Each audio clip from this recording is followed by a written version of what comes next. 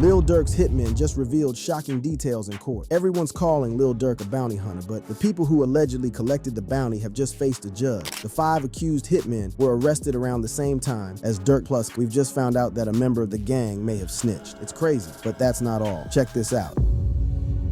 Durk's Hitmen's court hearing.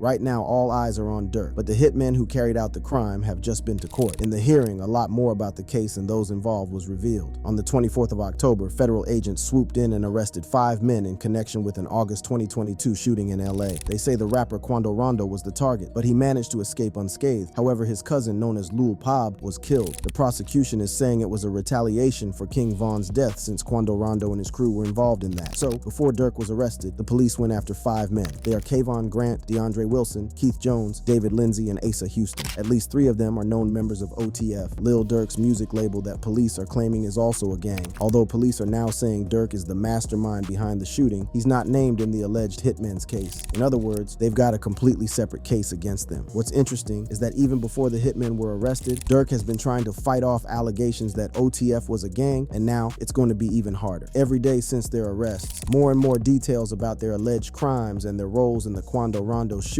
are being revealed. But who are these men and what part did they play in the murder? Well, the police are saying these 3 are the main perpetrators and that the guy on the right, Kayvon Grant, was the leader of the operation. These 3, as well as the other 2 that were arrested, first appeared in court on October 24th in Illinois, but they're expected to be arraigned in an LA court soon. As of November 4th, we know that 3 of them are still being held in Illinois and 2 are in federal prison in Chicago, while they wait to be transferred to California. Since their court date, we found out some key details about their roles in the shooting. The prosecutors alleged that the gang flew out from Chicago to California and then hired 2 vehicles that worked in tandem to stalk Quando and his entourage. They claimed that Durk put a bounty on Quando's life, and these men were the ones who wanted to claim it. According to the prosecution, they used cards linked to OTF as well as Durk to book one-way flights from Chicago to San Diego on August 18, 2022, a few days before the shooting. It's also been revealed that they booked a hotel room at the Sheraton Universal Hotel in Universal City, California. Here is CCTV footage of their alleged rented vehicles following the car Quando Rondo was in. What's also been revealed is that Lil Durk himself also flew to California on the same day. However, unlike them, he took a private jet. The prosecution has also claimed that Durk provided them with guns and ski masks to carry out the hit. It may sound like a very dumb idea for Durk to have flown to the scene of the crime, but he probably wanted to make sure it was done properly. But even with him allegedly being there to oversee it, they still couldn't get Quando Rondo. Anyway, it was also revealed that Kayvon Grant flew together with Durk on his private jet and acted as his eyes and ears throughout the operation. The prosecution claims that it was Grant, under Durk's command, that purchased the hotel room and also the 2 white cars that were used to pursue Quando Rondo. They say that after they were all set up, they took off in search of Quando Rondo, and when they found him, they stalked him all over the city. At the time, Quando was in the car with his sister and cousin, Lil Durk. They then say Quando drove around the city doing various activities and stopping off at different places without any idea that there were murderers following him, and then they decided to stop off at a gas station to fill up their tank. When the hitmen saw him stop, they knew it was their chance to strike, and so, at a gas station on Beverly Boulevard, one of the cars that allegedly had Asa Houston, Keith Jones, and David Lindsay drove to an alleyway behind it. They then hopped out and began firing shots at Quando Rondo's parked car. All hell broke loose, and by some miracle, Quando dodged all the bullets. His sister was also unharmed, but his cousin sadly lost his life. According to the official indictment, the hitmen then retreated and regrouped at a local hamburger restaurant. It was at this restaurant that the prosecutors claimed they discussed their payment and also booked return flights to Chicago. Incriminating texts between Durk and the alleged hitmen were also revealed in court, and they claim he sent them a message saying, "Don't book no flights under no names involved with me." So as you can see, there is heaps of evidence against them, and things aren't looking good for their prospects of getting away with it. But it gets worse. One of Durk's gang members has allegedly snitched. The snitch. Durk and his alleged gang OTF used to brag about loyalty, but now they can't say that. It's because one of their members, OTF Jam, has allegedly become a rat and has been working with the police to bring his comrades down. Nobody would have thought it since he's been part of the group for nearly 2 decades, but now we're finding out that he wore a wire for 12 whole years. The reports say he was directly feeding the police info about Durk and the rest of the crew. It's also super coincidental, but Jam was serving a 12-year prison sentence and was apparently released just a few days before the gang allegedly headed to Beverly Hills to carry out the hit. If you've not heard of OTF Jam, he's a rapper himself and has a few songs on Durk's official YouTube channel. So he's not just some random guy. You could say he was a part of Durk's inner circle. But another rapper from Chicago called King Yella has just come out and spoken about Jam and what he thinks about him snitching. Take a look. Lil Durk been picked up by the feds. I don't know if he's been charged with nothing. Probably questioning it. They put in OTF and a lot of things. But I heard somebody named OTF Jam, they said they've been calling him a rat. And basically he said, okay, I'm a rat. He then talks about what this could mean for their group. Well, watch this. Watch this. That's all this information that I know. Rat this, I'm gonna tell this, I'm gonna tell that. My video earlier, I told y'all, man, if somebody say Durk name, that's all it's gonna take to say that man's name. And obviously, like I said earlier too, if they come, they coming. After that, he further elaborates about how screwed they are. Somebody telling, somebody from OTF, somebody OTF affiliated, somebody that know enough information on Lil Durk and his crew. And it's messed up. That's why I'll be saying, I don't care how much money you got, what's going on, man. These people will throw you under the bus. Another big part of the online debates about the situation is that Durk may have known this was coming due to songs that seem to have foreshadowed his arrest. This is what Yella says about that. Maybe Durk felt it already. He felt that it was coming. It was something coming. He knew something was coming. You know how he knew something coming? Because everybody kept saying he's trying to dodge that Rico. Everybody been saying this. So if everybody else knew it, you think he wasn't in his head? Mama Duck suing him. Everybody. While Durk may have a few incriminating songs, OTF Jam actually has a few songs where he appears to be admitting to it and even dissing Durk. In the song, he speaks about Durk and other OTF affiliated members being involved in shootings, but that's not the first time Jam's released a song where he might have admitted to it. It's called Federal Freestyle. And even if that sounds too suspicious to be true, it actually is. It's a real song, believe it or not. What's crazy is that it was even released on Durk's official YouTube channel just after Jam got out of jail. Durk fans have roasted him in the comments, and some of them are pretty funny. One fan said, "Hey Jam, turn your wire up, this my shit, feds." And somebody else put, "This came home wearing a wire and still made this track. NGL, that's some nasty work." So it's starting to look like OTF aren't as loyal as they claim to be. For years, people looked at Chicago as having the most dangerous and real gangsters in America, but it looks like that might be changing. I guess money talks, but people are saying it wasn't even money that motivated Jam to snitch. Apparently, it was McDonald's. Here's a picture of Jam from allegedly inside the interrogation room. This was taken while he was incarcerated, which is also when people are saying he decided to turn rat and work with the police. Although it doesn't prove he definitely snitched. Come on, why else would he be eating McDonald's inside jail? Anyway, Wack 100 is another guy who had a few things to say about the situation. Speaking with DJ Vlad, Wack said he did 12 years, got out, interviewed, said he kept it real, brought him cars, gave him 50,000, made mention that ain't no smudge on his name, he ain't never been a rat, caught a gun case, but eventually he flipped. DJ Vlad then explained that Jam served a 12-year prison sentence for attempted murder, which happened back in 2010. They also speak about just how strange the timing of his release was, as it was just a few days before the shooting took place. Right now, things aren't looking good for Jam's situation, and if I was him, I'd be staying far away from Chicago. At the moment, the main part of this case, for the prosecution anyway, is to prove that OTF is in fact a criminal gang, as well as a record label. With all the evidence they have, plus an insider, it might not be that hard for them to do that. And if one of them falls, what's stopping the rest of them from giving up their comrades for a chance at freedom? If this wasn't bad enough, we've recently found out that Lil Durk's been hit with even more charges. Durk's brand new charges.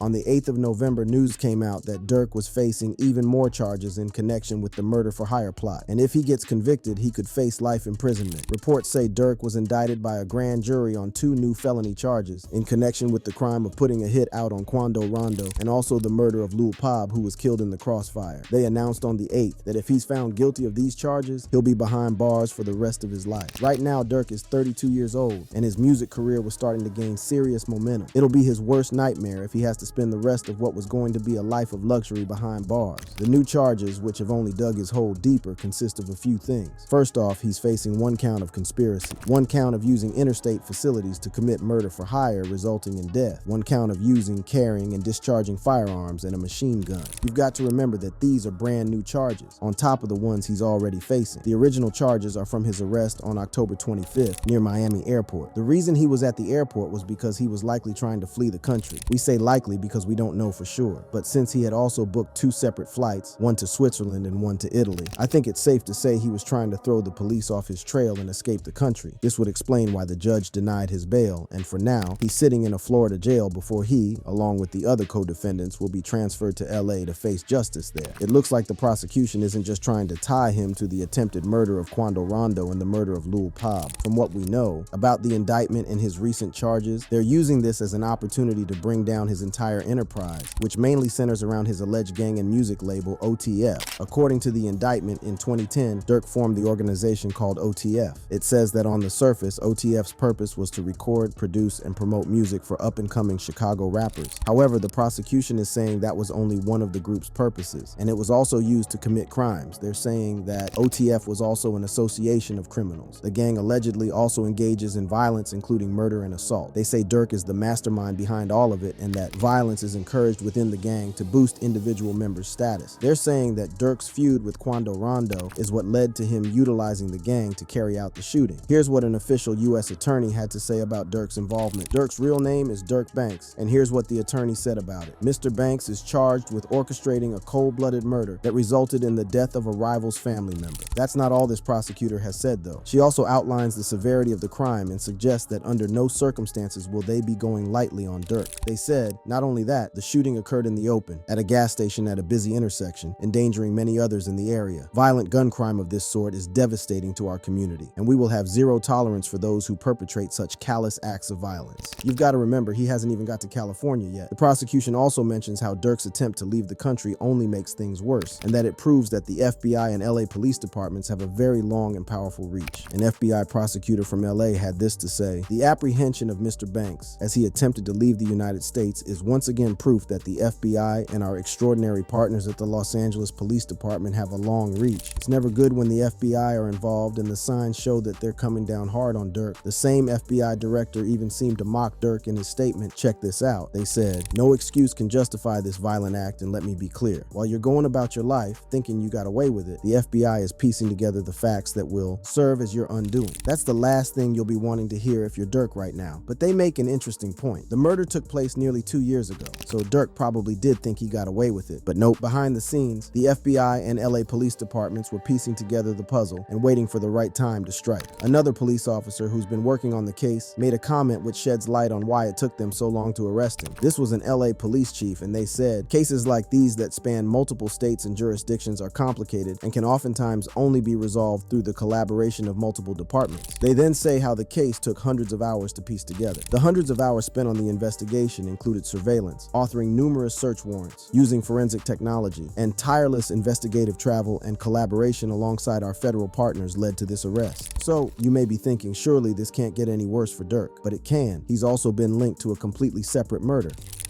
Durk's other murder. On October 9th, 2024, a lawsuit was filed against Durk. It was regarding another murder. This was only about a week before Durk's arrest in connection with Lil Pab's shooting. You could say October was a terrible month for him. This one came from the mother of FBG Duck, a well-known and notorious Chicago rapper who was murdered in cold blood back in 2020. They're saying this is another case of Durk using his gang OTF to take out his enemies. FBG Duck had beef with Durk due to being members of separate Chicago gangs, and they dissed each other in their songs. Duck had a few songs which allegedly were about Durk that went viral, and it seems that was enough for Durk to take action. What's surprising about Duck's death, though, is that it came very shortly after King Von's death. King Von was a close friend of Durk, and in a lot of ways, Durk was like a mentor to him. But according to this lawsuit, instead of mourning, Durk was planning on taking out his ops. So here's how they say it went down. In August 2020, FBG Duck was visiting the Gold Coast in Chicago. While he was waiting outside a Dolce & Gabbana store, he was attacked. It wasn't just him, though. He was there with his girlfriend and a friend when a car rolled up and gunmen started opening fire. Duck was killed, and the 2 others were wounded. In the lawsuit, Duck's mother issued a strong statement about how it affected her. She said, "Not a day goes by that I don't think about him and the life that was taken from him." That murder took place 4 years ago, but his mother sees this as a perfect time to make Durk face justice for it. Although 6 men have already been convicted for Duck's murder, his mother, as well as his girlfriend, are filing a lawsuit against Lil Durk that claims he was the mastermind behind the shooting. They say he put money on Duck's head, and members of his gang were the ones to retrieve it. It sounds very similar to his other case, doesn't it? The attorney who's handling the case also had a few things to say about what happened to Duck. Our complaint lays out that a $100,000 bounty was placed on the life of FBG Duck to have him killed. Understandably, his mother would want to take down Durk if she believed he was behind it, but there's more. She's not just after Durk, she wants to topple his entire empire. She claims in her lawsuit that the whole OTF enterprise is responsible, and she wants to bring down anyone associated with them. But there are some really big people associated with OTF. Remember, they're a music label, right? However, they're partnered with Sony and UMG Interscope, two of the world's biggest record labels. It might sound like a bit of a stretch linking those big labels to these crimes, but according to Duck's mother and her lawyer, they're guilty by association, and also because these labels knowingly sign artists that are engaged in gang activity. Although that's probably true, it's unlikely anybody from Sony or UMG will face justice, but you can't blame them for trying. Here's what the lawyer said. They want authenticity, which has bred these type of individuals getting in the music business, carrying out their activities, and the record label companies are fueling it, financing it, developing brands for it. You've got to admit, he has a point. There's no way record labels don't know they're signing gangsters, especially when pretty much all of their songs talk about it. The lawyer also said that's where it crosses the line when you take it from the music and you take it to the public in the streets and you kill someone. So far, neither Durk nor his record label has said anything about this lawsuit, but I guess they've been busy with the FBI. So you may want to know the details behind why Durk allegedly put a bounty on Duck's head, and from what we found, there's a little more to it than just diss tracks. The 6 men who were convicted of killing FBG Duck are known to be part of a gang called the Black Disciples. The BDs have been around for decades, and Durk as well as King Von are said to be associated with it. Many OTF members are said to be a part of the Black Disciples, so Duck was allegedly part of their biggest rivals, the Gangster Disciples. It's quite confusing since their names are so similar, but they're basically two of Chicago's biggest gangs, and they've been beefing for nearly half a century. As a city, Chicago's gun crime is a huge problem. It's fair to say that these gangs are a big part of the problem, so it makes sense why the police and prosecution are really trying to put an end to it. A massive part of the lawsuit filed by Duck's mom is that Durk, as well as these labels, are exploiting the city's gang violence for money. The suit explicitly says, a broader scheme of exploitation for profit by Lil Durk, his label, and their labels, who were placing profit over human life. Still, despite these heinous accusations, there's a lot of evidence that Durk was at least attempting to change his ways. Durk wanted a fresh start.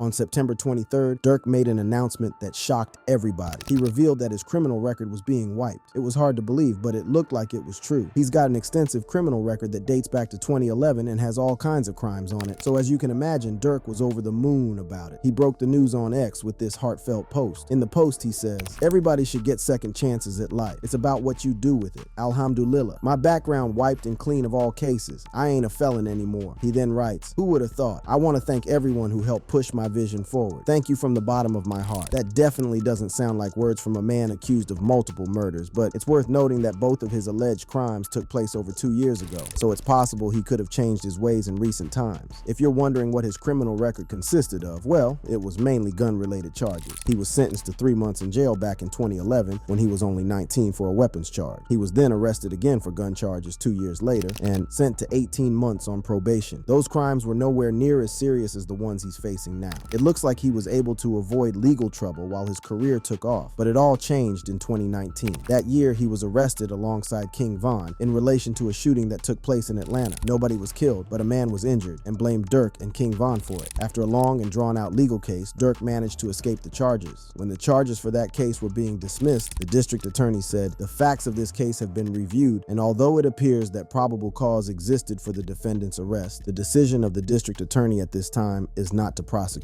At the time, the prosecution said they had video evidence of him pulling the trigger, so he was very fortunate to get away with that one. But it looks like his luck ran out. His ex-post celebrating his criminal record being wiped wasn't the only sign he was turning over a new leaf, though. On October 18th, around a week before his arrest, he got the keys to his city. Here you can see the mayor of Chicago, Brandon Johnson, giving him the historic keys. It's an honorary measure and is used to show gratitude and respect to people who have done exceptional things for the city. So you can probably see why the whole thing received a lot of backlash. It wasn't just the keys he received, though. The mayor also announced that they were going to partner with Lil Durk's charity, Neighborhood Heroes. According to Durk, the charity is all about recognizing those local heroes who make the city a better place. On their website, it says, mission is to empower and collaborate with everyday heroes who are taking the lead to make positive change in the lives of those within under-resourced neighborhoods across the nation. It sounds pretty hypocritical since, you know, his music is all about murder and violence, but there's a chance he really was planning on taking his life in an entirely new direction. Here you can see Durk in religious robes posing with students and other people involved in the charity. Not everyone was happy about it though, especially since this was only a couple of weeks after FBG Duck's mother filed her lawsuit against him for the murder of her son. But the whole thing didn't last long. Pretty much as soon as he was arrested, they stripped the keys from him and cut ties with his nonprofit organization. Here's what the mayor said. While the American system of justice grants everyone the presumption of innocence until proven guilty in a court of law, in the village of Broadview, the court of public opinion of residents has even higher moral and ethical standards of behavior. They then explained that due to the severity of the accusations, they don't want anything to do with him. Here's what else they said. Given the news that Lil Durk Banks has been arrested in Florida and charged with murder for hire, the village of Broadview is withdrawing our honorary key to the village granted to Durk and is terminating our partnership agreement with his youth organization. You can't really blame them. All of this information about his record being cleared, his nonprofit organization, and his getting the keys to the city might suggest that Durk was optimistic about his future. However, despite appearing that way, underneath the surface there's evidence he knew his arrest was imminent. In his song Federal Nightmares, which was released back in 2022, some of the lyrics are very telling. He talks about having nightmares about being arrested and thrown inside a federal prison. So now it looks like those dreams came true. Despite his best efforts at a clean start, his past came back to bite him. As of now, things aren't looking good for him or the other accused hitmen, and very soon they'll be sent to face justice in LA, where the crime took place. The FBI and police from LA have been slowly building a solid case, so if I was him, I wouldn't be too hopeful. However, if by some miracle he can get away with this, then from what we've seen, he might take his life in a different direction. It's a big if, but his recent conversion to Islam shows that he probably was trying to change his ways. That was in August, and he claimed that he didn't gangbang anymore and was a practicing Muslim. In an Instagram post, he doubled down on it and said, "Don't label me nothing outside of a man, a father, and a 1000% Muslim." And when asked about it, he also had this to say. Basically, what I was saying on my post in so many words, you can't do both, I'ma be the one who say it. He then urged his fans and friends to follow him down this new path. He said, "So if you follow me as a brother, a friend, an icon, follow me to my new chapter of life." It's a great sentiment, but it may be a little too late. I'm sure time will tell. If you enjoyed this video and would like to see more of Rap's craziest stories, click one of the cards on the screen now.